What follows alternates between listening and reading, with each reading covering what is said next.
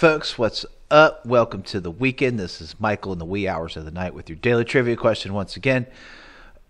OMG, we had like a Christmas party here tonight in the graveyard shift. We had a Secret Santa, lots of food. I ate too much. I got a very strong cup of coffee because I'm tired, I'm fat, and I'm full, and I feel like sleeping. That's about how I can sum my status up in the here and now. But anywho, we're going to kick off the week in a very good way. So let's get to it. The answer to the previous trivia question was the first one-way street.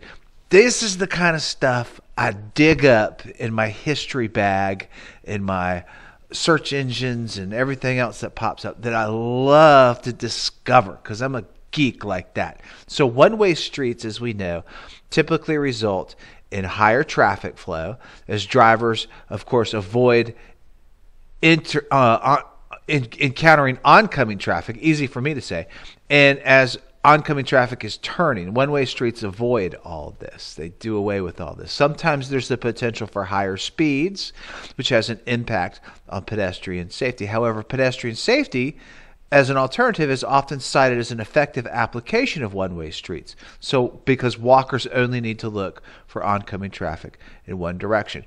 As we all know, if you've driven through downtown Raleigh or in Atlanta or any other kind of, or even in New York City, if you've been to New York City, one-way streets are usually the mainstream thing for downtown areas.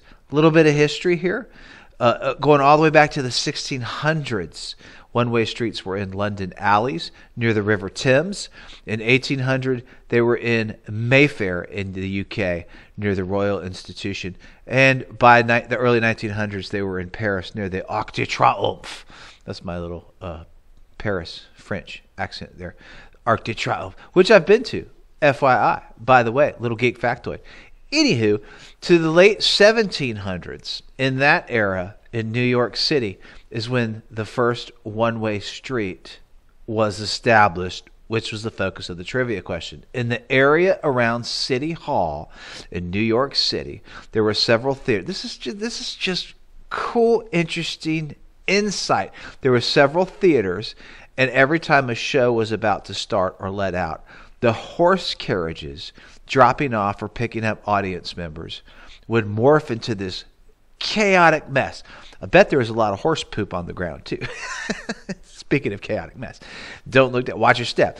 Anyways, authorities ordered that all carriages, as a result of this, must drop off or pick up with their horses' heads pointing towards the East River.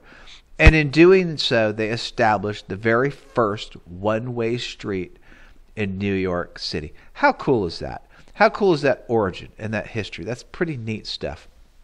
So, focusing on New York City, today in New York City, as it has been for a while now, avenues run north and south.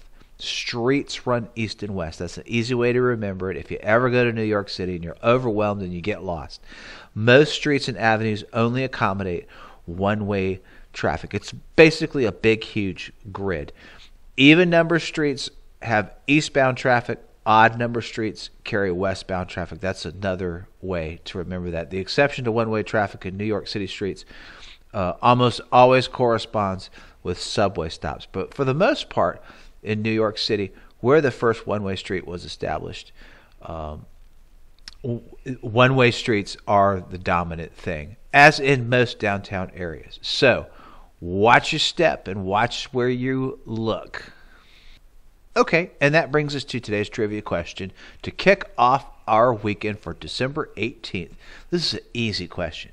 Really is. But you will be surprised how many people don't know this on this day in 1799, following his death 4 days earlier.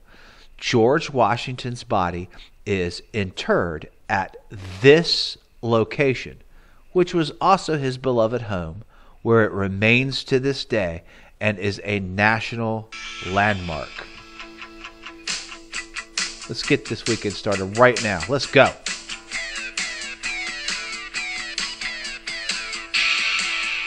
Have a good weekend, folks. Be safe.